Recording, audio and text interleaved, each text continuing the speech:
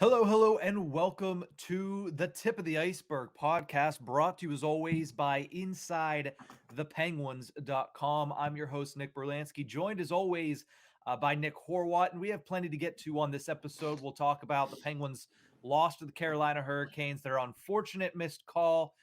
We'll discuss whether or not we believe it actually was a missed call, but we won't get too deep into it because it's been a couple days. We're going to preview the weekend coming up for the Pens, going up against the Vegas Golden Knights and the St. Louis Blues, but there's only one story. There is only one person that we really need to talk about out the gate, and that is, of course, Kris Letang.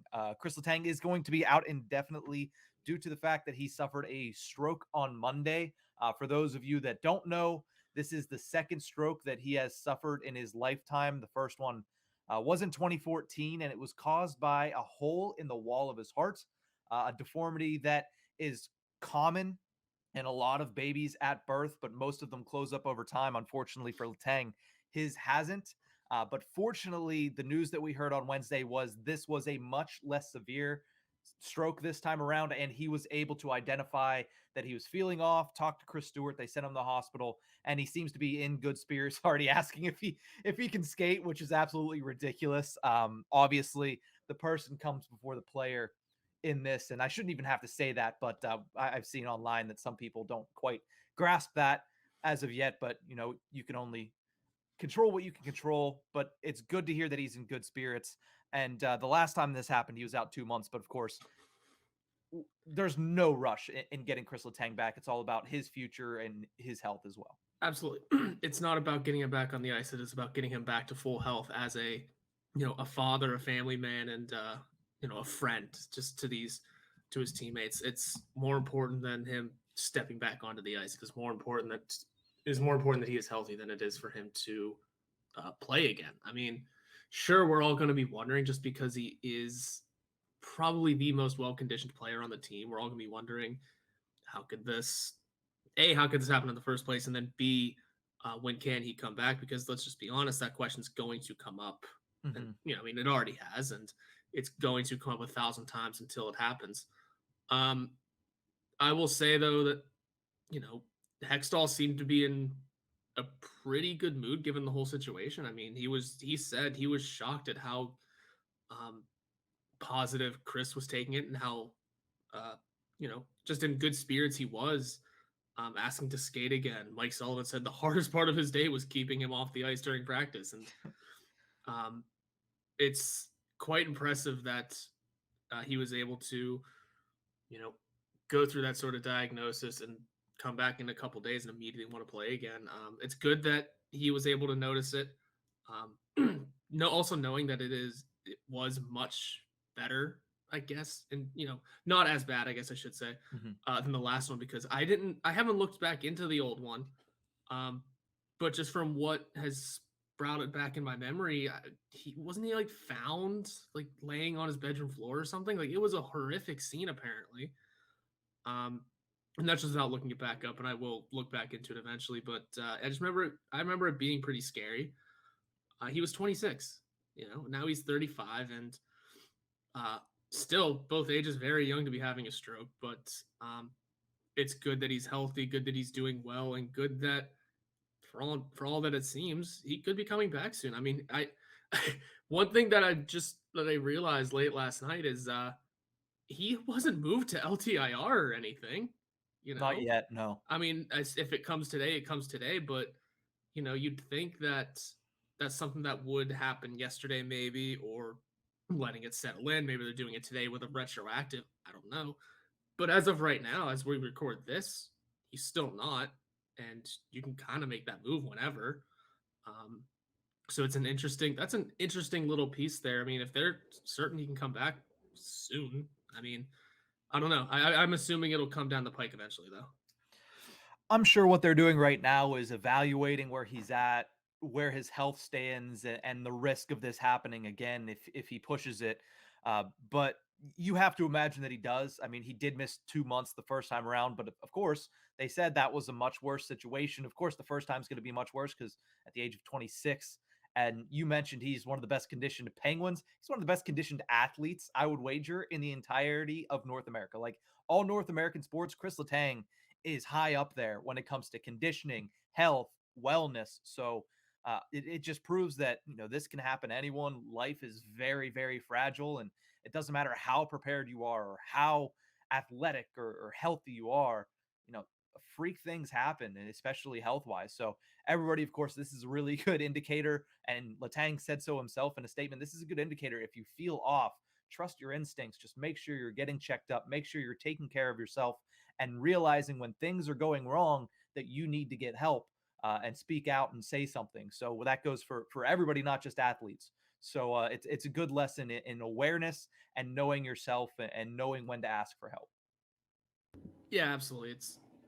We're going to keep going back to what Sullivan and Hextall said, I think, just because what they said was so important. I mean, one of the first things Sullivan said during his little presser was stroke is a scary word. And it It is. I is. mean, any of those sorts of medical terms or those words aren't fun to hear. They're not fun to deal with, and they're not fun to hear coming from, like we keep saying, someone as fit and in shape as Kris Letang, or as important as he is to the team and to the city.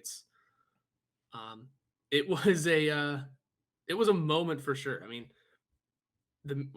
we were in, like, no one among the media. I mean, maybe not no one, but like most of us had no idea until that tweet was sent out.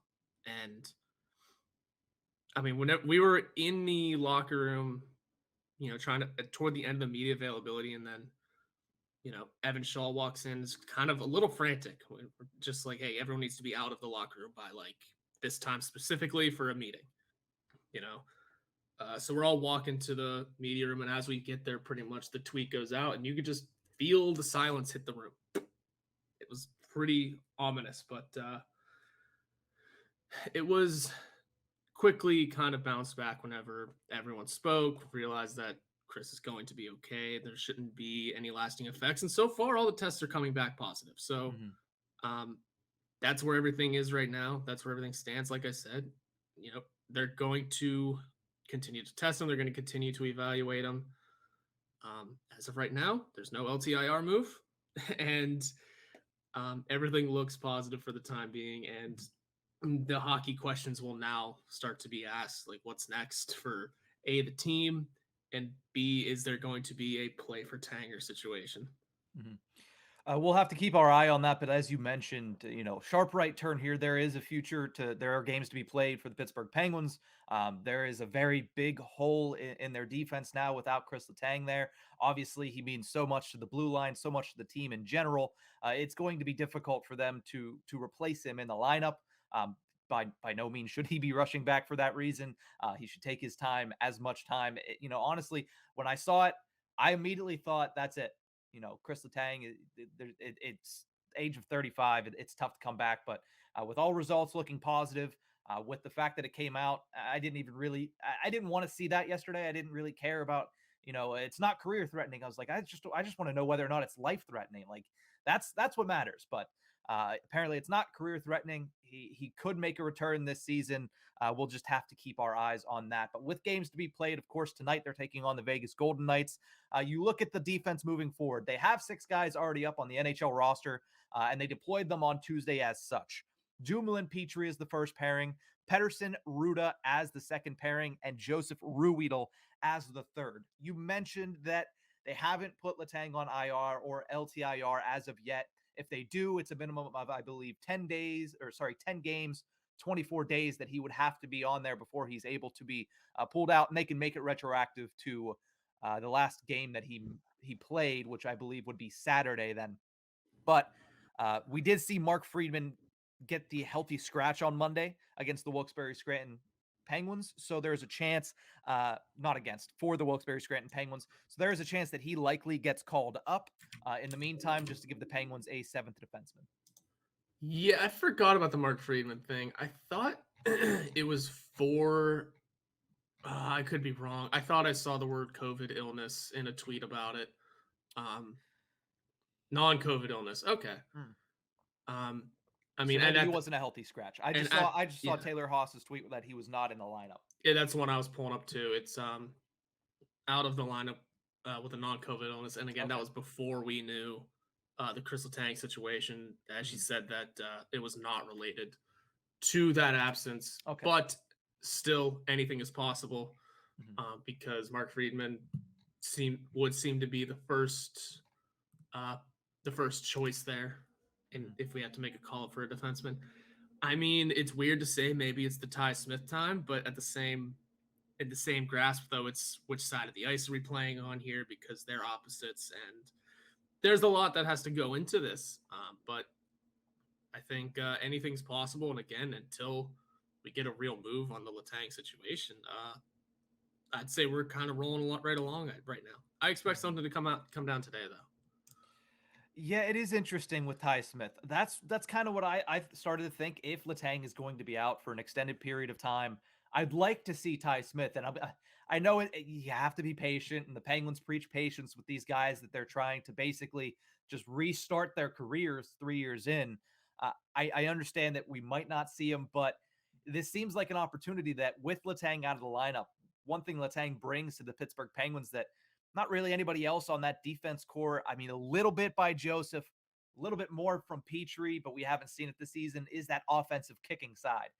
And Ty Smith has that in spades. So if you're looking for something like that on the blue line, look no further than Ty Smith. But at the same time, you don't know what the plan is for him. They probably have one in place that is not, we lost Letang.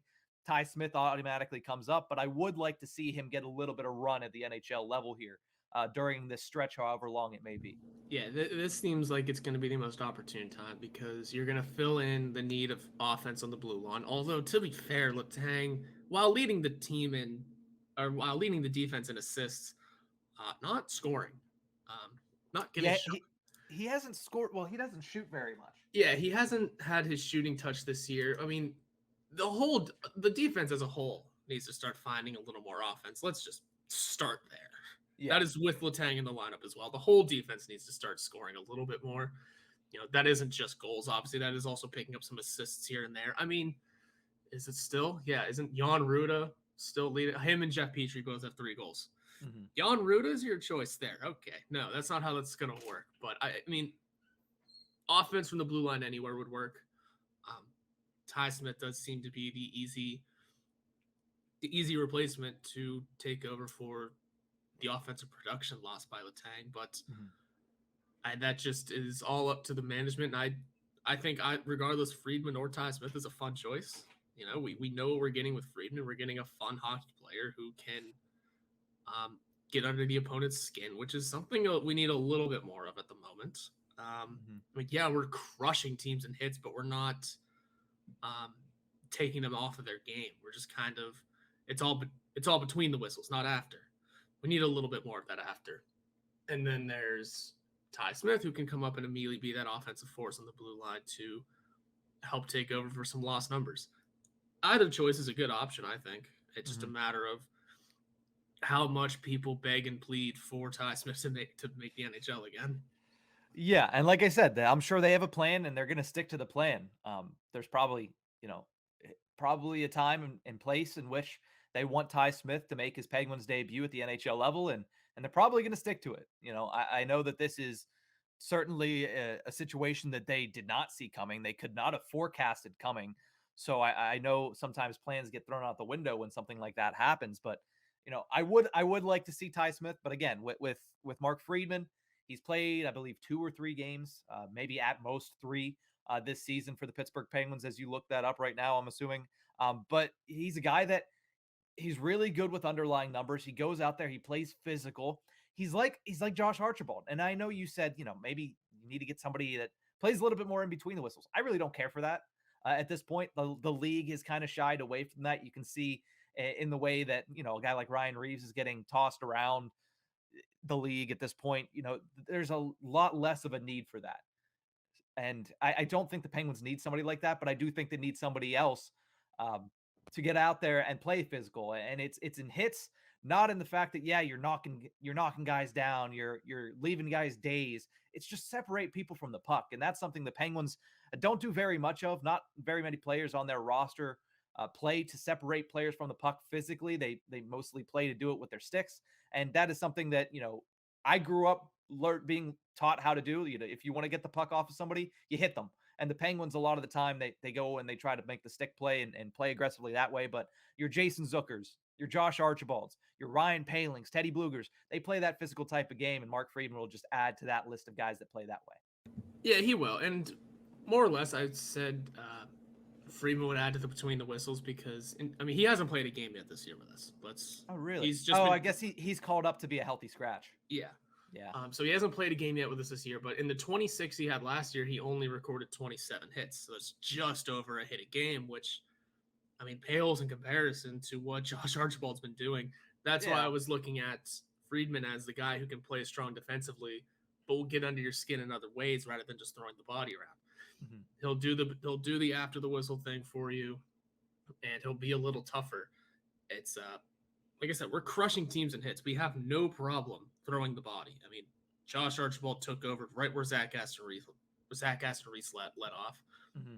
I think Pettersson had like 10 in a game at one point this year, or maybe that was shots. I don't remember. Pettersson's getting a little feisty. This team has no problem throwing hits. I had to see where they stand among the league, but it's Josh Archibald's got 81 right now. Petrie has 70. Zucker's got 60. We have no problem. It's a matter of being tough after the whistle and not, and just being tougher in general. Like, we're getting these hits, yeah, but being tougher and then adding on the defensive play that you're discussing.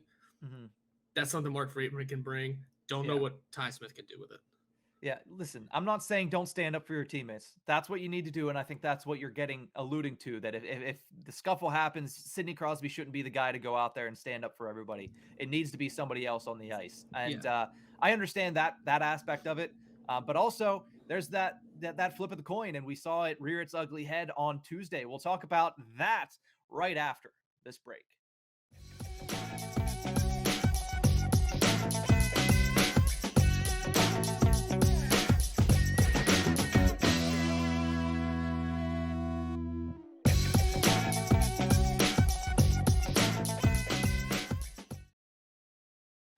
Welcome back to the Tip of the Ice-Burgh podcast, brought to you as always by InsideThePenguins.com.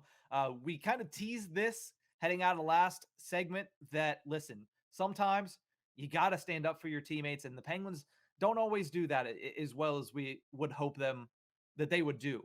But sometimes the flip of the coin, when you go out and try to do that, it kind of bites you in the butt. Jeff Petrie on Tuesday in overtime, you saw what happened to Brian Rust, dirty or clean, penalty or not, missed call or not.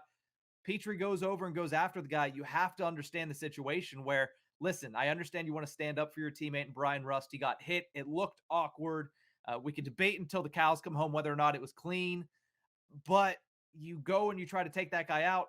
You're the only defenseman on the ice, guy, and it's 3-on-3. 2-on-0 comes down and you lose the game. At the end of the day, I understand you're standing up for your teammate, but you have to make sure that whistle is blown. You have to make sure the play is dead, because it wasn't. Rust stood up and threw his hands in the air. He stopped playing. That was a horrible look on the Pittsburgh Penguins. And I understand, yes, you want to stand up for your teammates. I get that. I commend that. But you have to do it in an intelligent way, because at this point of the season, you got to continue playing to the whistle. And that's something you learn in mites, that you got to play to the whistle. Jeff Petrie didn't, and it cost the Penguins a point in the standings. Yeah, let's not even just say Jeff Petrie didn't. Jeff Petrie didn't. Brian Rust stopped the play as well after getting hit, and Jeff Carter just kind of looked lost. He kind of stopped skating as well. All three of them didn't know what to do, and there was so much to unpack with that play. The hit happens. Mm-hmm. Was there maybe 4 Hurricanes on the ice? Yeah, maybe, but at the same time, they were holding one on. Like, Seth Jarvis was not able to get off. Yeah. So, yeah, that's not going to get called. The hit, is so much to talk about just in the hit itself. Was it a boarding? Was it clean, dirty? Whatever it was. Everyone gave up on the play except for the 2 that scored, and that's kind of all that matters in the situation. Or, yeah, the 2 that went down on the 2-0. That's kind of all that matters in that situation. Mm-hmm.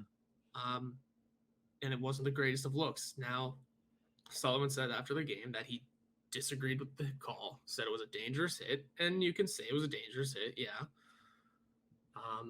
but I will say that the team seemed to be much more seemed to look at it way more positively than I was expecting. Mm-hmm. I mean, I guess you got to give the situation of they scored on a 6-on-5. They scored with their goalie pulled. That was a net positive right there. Mm-hmm. And something they don't normally do, but Yeah. they've been working on. So everyone was happy about that. Petrie shot tipped from Gensel, and also they almost whenever Jari first got pulled, if the Canes weren't offside, we're not even having this discussion.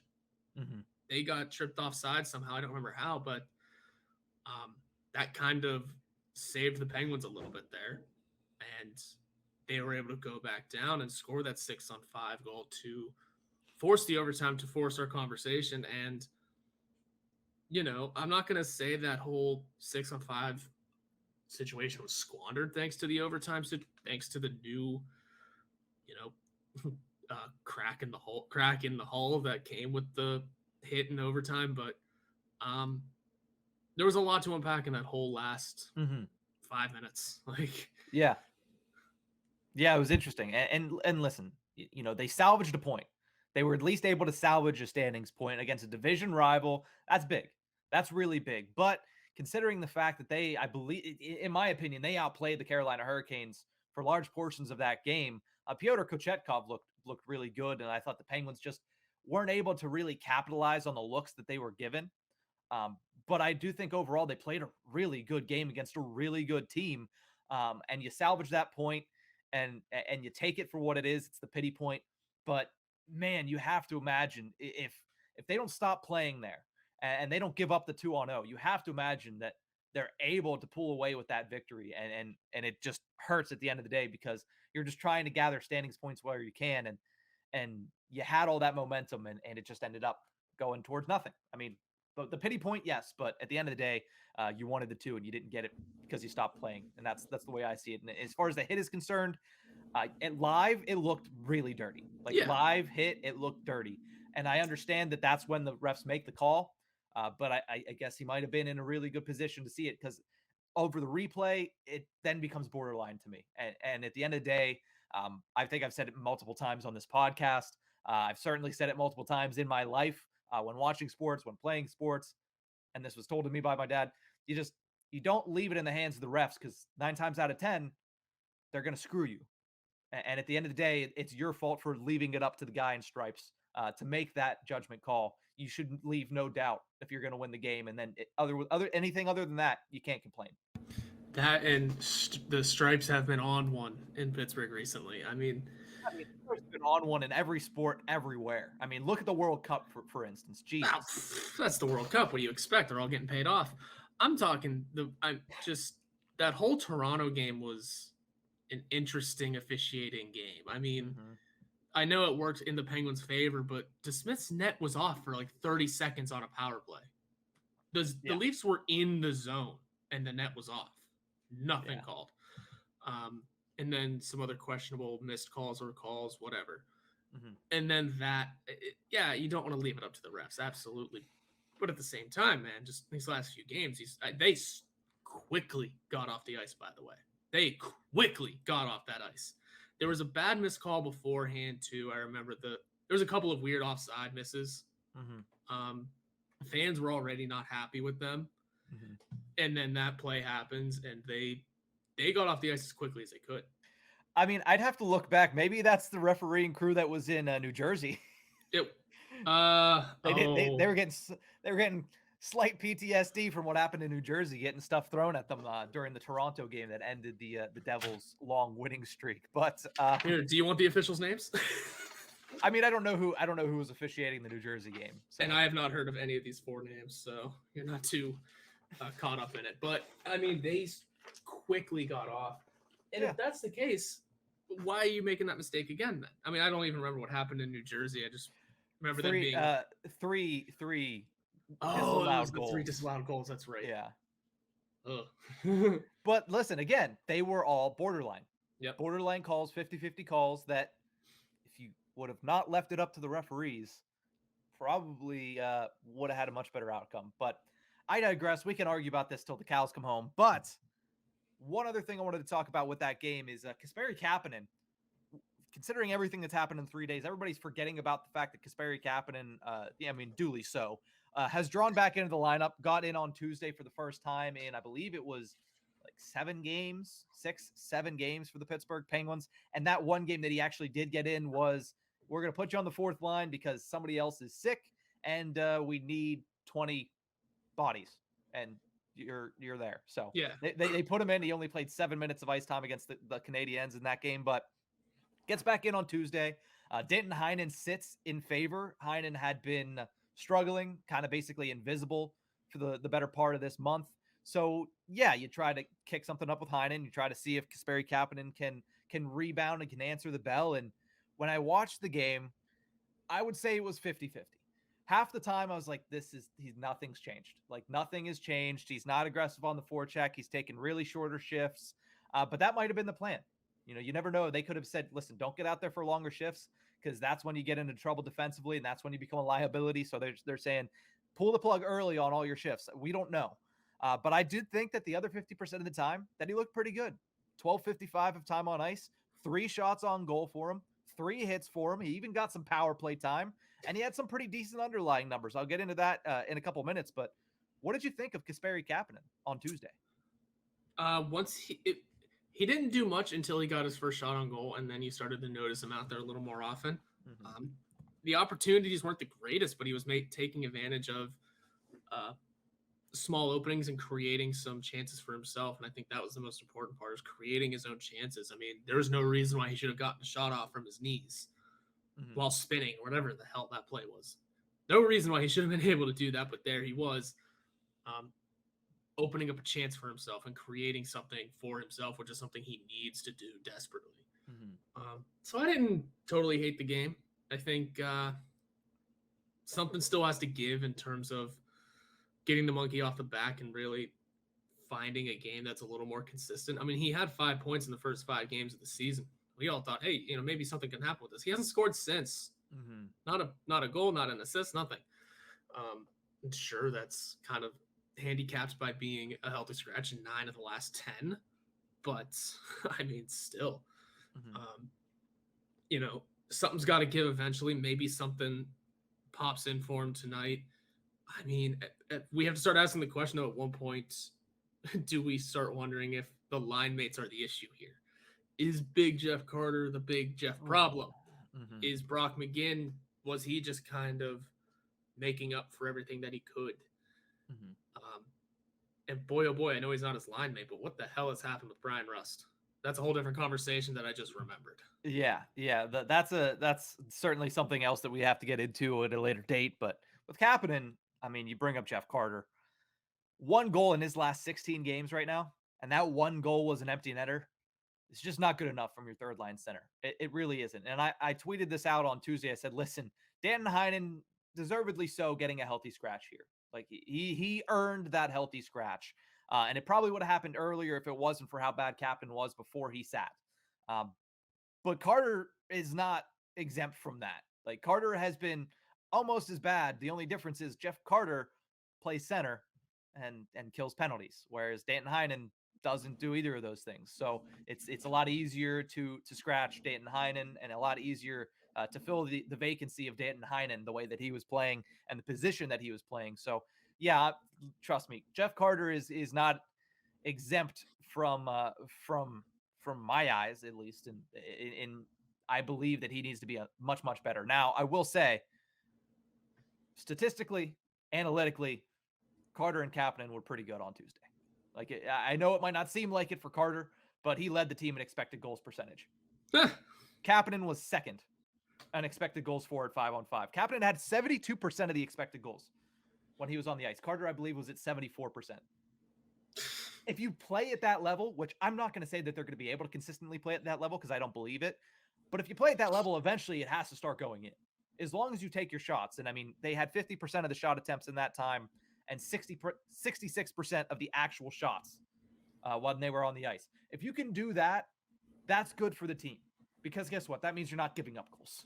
And that's where Jeff Carter was. He wasn't scoring and he was giving up goals. And that third line was getting caved in. It was at a point where you're deploying your fourth line for more time than you're deploying your third line. That should never be the case, especially when that fourth line is Bluger, Paling, and Josh Archibald.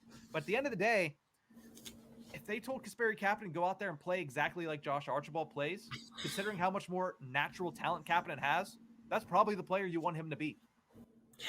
Yeah, probably because they're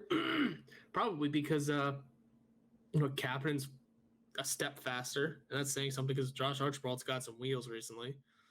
Definitely has a better shot, but Josh Archibald, the one thing about his play that Kapanen could learn from is Josh Archibald has no brakes. He's got no brakes. He's going to use you or the wall to stop and turn. Kapanen, on the other hand, loves his brakes. It's like Tex from the Mighty Ducks. Oh, yeah. Just trying to remember. Yeah, he loves his brakes. He loves slamming on those brakes, creating that giant snow pile, and then kind of losing all momentum he had. Kapanen just continues to skate forward and just uses body positioning, and he also has a bigger build than Josh Archibald, which isn't saying much, but you know what I mean. He's going to fly through guys. He's going to fly through guys. So take full advantage of honestly, people say unhitch the wagon, unhitch that brake pad. Just get rid of it. Just fly through guys if you need to, and create those opportunities. Keep doing what he was doing and creating opportunities because that's perfect. That's golden. That's exactly what he needs to do. Now it's finding that extra step of confidence. I saw a stat too somewhere. I think it was just like on the TV broadcast, and I glanced at it. Kapanen had the fastest recorded speed of the game. We know he's fast, man, but he needs to get everything else in line. He needs to start playing like there is no tomorrow for him in the Pittsburgh Penguins organization because there might not be if he continues to play poorly. But we'll have to track his progress and see if he remains in the lineup or if he just gets a couple of games here to get Danton Heinen back on the horse. But let's really quickly talk about the month of November because it is December 1st. The first full calendar month of the National Hockey League season is done.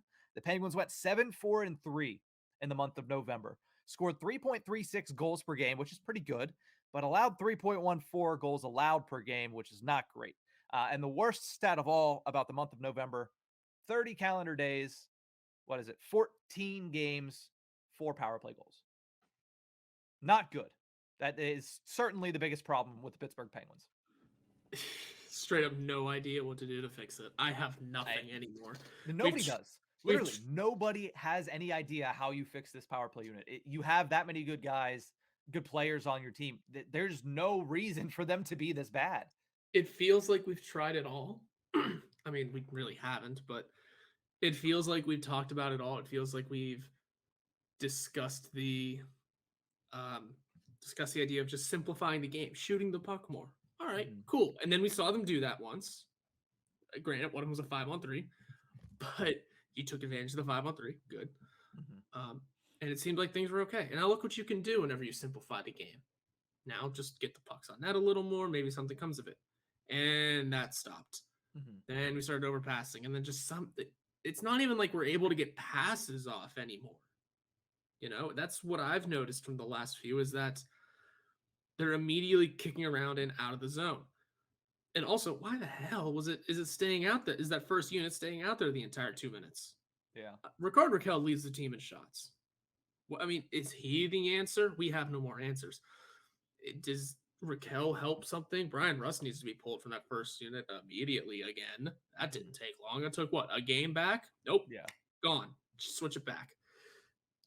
Quite a bit needs to be figured out with this power play, and quite honestly, it's hard to find the good answers because there aren't any. We're trying it all. We've simplified it. We've shot more. We've tried to stop passing. We did 2 defensemen for a minute to give that to have Petrie, promote shooting, which again with this Letang absence that we're about to hit, maybe something comes from Petrie on the first unit because we know he's going to take that spot and he's going to shoot more. Maybe something pops. Who knows? But for now, something needs to get figured out. Yeah, the Pittsburgh Penguins power play is certainly an area of issue, the biggest area of issue if you're looking at this team from the outside. But the month of November, I mentioned at the start of this, it was a roller coaster. They lost 5 of their first 7 games. Then they won 5 straight, and now they have lost their last 2. So the Pittsburgh Penguins, maybe a little bit more consistency. in December. Maybe that's what we see. A little bit more on the consistent side of things. That's all you can hope for. Just something consistent. Well, we'll see if they can start it off on a good note. We're going to take a quick break. When we return, we'll preview this weekend slate for the Pittsburgh Penguins.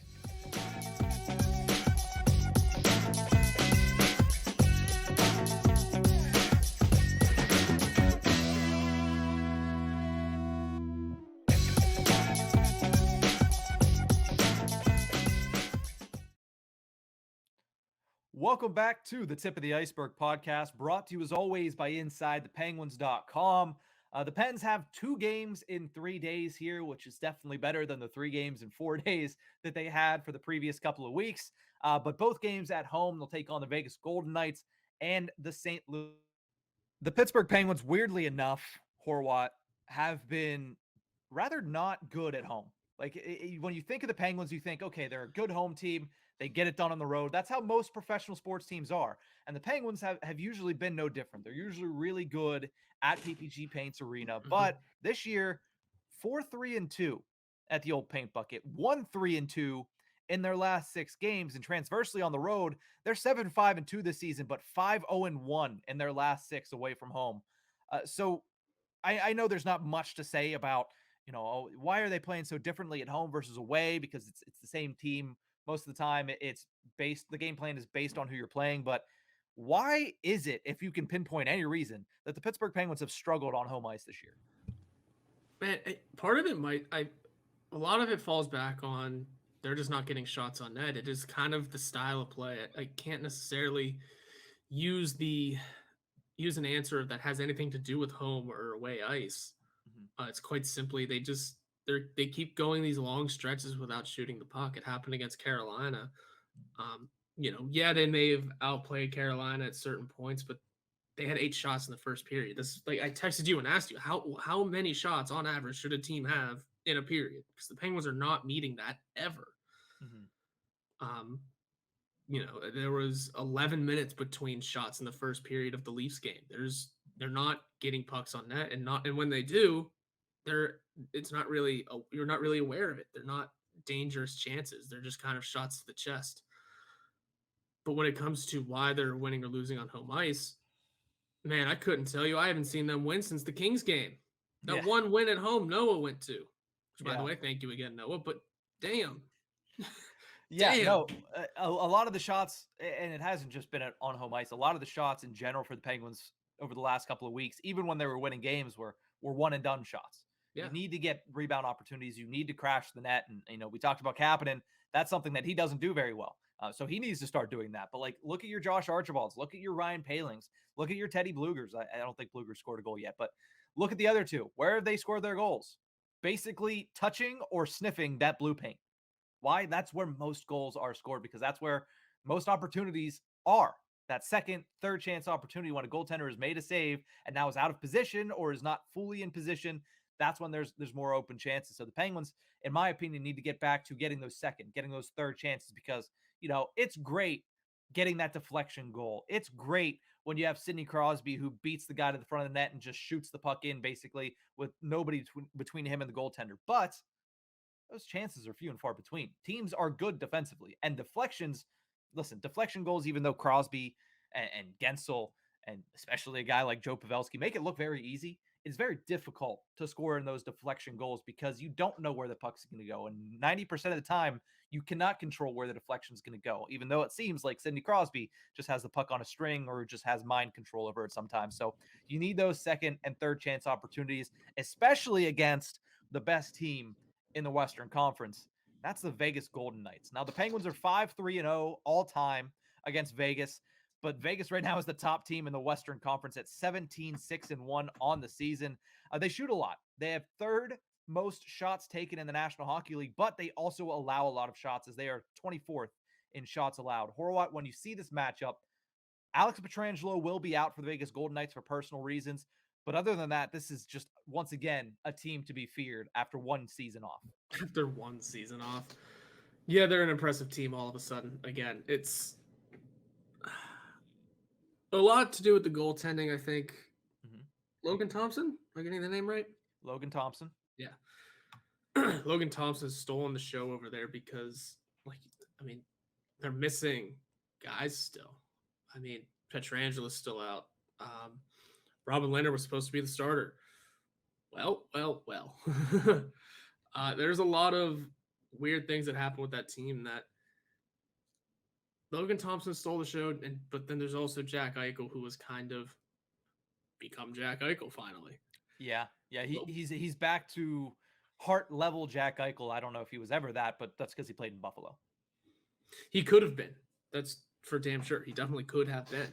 Mm-hmm. So This is gonna be an interesting team. They also, you said they give up the most shots. They give up like 9th most shots. They give up a lot of shots. All right. No, that has nothing to do with the Penguins. They don't shoot enough. So, well, I mean, there might be more opportunities to shoot. I mean, that's what I take from that. Like you need to shoot more pucks, and this team allows a lot of shots. Perfect chance to get right for the Pittsburgh Penguins. I mean, you mentioned Logan Thompson. Yeah, he's been very good. Adin Hill's been okay in relief. You know, I think he has like a 905 save percentage, 903, something like that. That's okay as a backup goaltender in this league. But Logan Thompson's up over 920. He allows under 3 goals per game. It's going to be difficult to get the puck past him. And honestly, this Vegas team is so deep. And they're more healthy this year than they have been in a long time. We mentioned Pietrangelo will be out for personal reasons on Thursday. But other than that, I mean, Nick Holden is out. Nolan Patrick is out. I mean, last year it was Pietrangelo, Stone, Eichel was out for the beginning of the season. Even before Eichel was traded over there, Alex Tuch didn't play a game because he was hurt, the guy they traded away. So, you know, they've dealt with injuries a lot last year, and they're not exempt from it. Obviously, Robin Leonard being out for the season is a horrible way to start their year, but Logan Thompson has stepped up, and this team finally healthy under the tutelage of Bruce Cassidy, who in my opinion is one of the best head coaches in the National Hockey League. They're once again a scary team, and it's so fun for me. I looked up the Western Conference standings, and I was like, wow, the Pacific Division, Vegas and Seattle are 1 and 2. That's kind of crazy. It's kind of crazy, but the Las Vegas Golden Knights are a very, very good team. And they're led, of course, like you mentioned, by Jack Eichel, who has 26 points in 24 games. Yeah, he's Jack Eichel now. He is Jack Eichel, the one that he was supposed to be. Yeah. No. Hopefully the Pens can just get pucks on that, because really they just need to simplify their entire game. It isn't just simplifying the power play. It really is just finding the simple plays as at 5-on-5. We're a great 5-on-5 team. Sidney Crosby leading the league in 5-on-5 points. I wonder why. Because his power play can't do anything. Yeah. I don't know, man. We need to take advantage of the right opportunities. Evgeny Malkin continues to dance through people, which is fine. That's great. It's great that we still have the skill on this team, but they're not, recording great opportunities out of them. Mm-hmm. And here's the thing. The Penguins are 5th in the National Hockey League in goal scoring. The problem is it's inconsistent. Yeah. You'll score 6 goals for a game for the first 3 weeks of the season, and then 1 goal, 2 goal, 1 goal, 3 goal, but gave up 6. Like, they need to find a little bit more consistency because they have the talent. They've shown it. And I think the biggest culprit of that is going to be the Penguins' third line. They need consistency from that. It was nice. It was nice to see Brock McGinn go out there and score 5 goals in 7 games. It was great. He's back to being Brock McGinn now, and nobody else has stepped up in his stead. Like Jeff Carter has not been consistently good. Kasperi Kapanen just got in the lineup for the first time in 2 weeks for a reason, and Danton Heinen just got benched for a reason. So you need some more consistency from your third line, which we've always mentioned. When the Penguins win Stanley Cups, and I can point behind me, 3 of these, probably all 5 of these banners that are behind me for the Penguins Stanley Cups, the reason was because of depth. Yes, they had very, very talented top 6s. They had some really important depth pieces that scored at important times, especially in the latter 3. Stahlcook, Kennedy, HBK. You look 2017, you had even, I don't know, like you had Eric Fair scored a really important goal in the 2016 Stanley Cup Finals. So, trying to remember 2017. Tom Kuhnhackl. I say Tom Kuhnhackl, more or less the 2017 year was held along by the fourth line. Good old Scott Wilson, Tom Kuhnhackl. Scotty Wilson. Josh Archibald was on that team. It was a scratch, but yes, he was on that team. He was on the team. Oh, who was our center? Who was our fourth? Oh, Matt Cullen. There you go. There you go. And then, the depth in the 90s was it was Hall of Fame depth, but Brian Trottier at the end of his career was still amazing. Yeah, it was like huge names, but different situations. That being said, yeah, you don't win Stanley Cups without a solid bottom six. Yeah. I mean, look at every cup team in the past few years. Good bottom sixes. Some better than others, yeah, for sure. Like some highly skilled guys in the bottom six, like you mentioned, Phil Kessel on our third line in 2016. Yep. You need your depth players. If it has to be a highly skilled guy, so be it. Yeah. That's your bottom six producing. That's what you need. Yeah. 2018, our good buddy Hockey Troll from the Caps Chirp podcast, he always says, who was the linchpin to the 2018 Capitals Stanley Cup? That was Lars Eller. I was going to say, wasn't it also Devontae Smith-Pelly? Devontae Smith-Pelly scored a lot of goals in that. I mean, 2019, you can look at it. Jaden Schwartz was amazing. Mm-hmm. And yeah, I know he's in their top six, but he's like their sixth option, or was their sixth option. He's now in Seattle. But like the last couple of years, third line for the Tampa Bay Lightning. That's, there's a reason that Barclay Goodrow and Blake Coleman got handed top six contracts for bottom six players because they won Stanley Cups and were very key pieces. So you need that. Mm-hmm. You need those types of players. And the Pittsburgh Penguins, listen, they have guys that could do that. Kapanen, Carter has some left in the tank. I would have to imagine. I would hope. There's something that I was on social media, and again, I can't remember who it was. I think it was Jake on Penn's Twitter. And sorry, I don't have his handle readily available. He mentioned it, and I've said it several times dating back to last season. Why don't we try Teddy Bluger on the third line? I've been saying that for so long now. So long. Saying it for so long that I almost feel like it's a hot take, but it's not. It shouldn't be. Like Teddy Bluger came back and all of a sudden the fourth line became better than the third line. Put him on the third line, see what happens. He might not be a goal scorer, but at least he's more of a facilitator. Oh, yeah. And there won't be opportunities given up against them. That's true.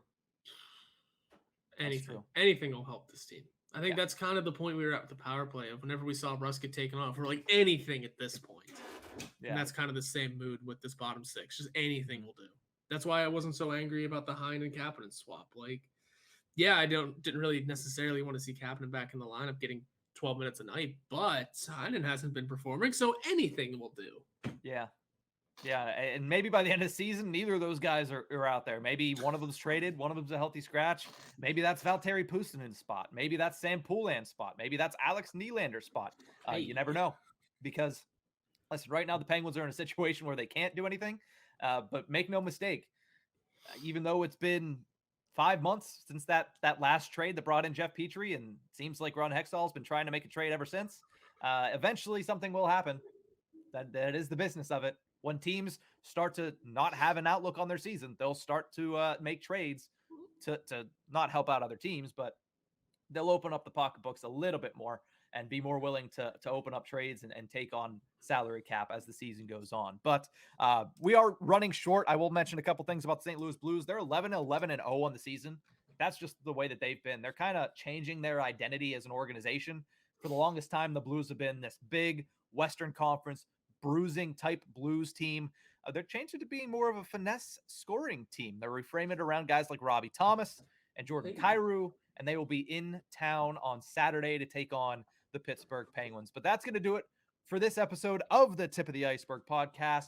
We'll be back on Monday talking about both of these games and breaking down what is to come for the first full week of the month of December. That's going to do it for this one. We'll see you guys next week.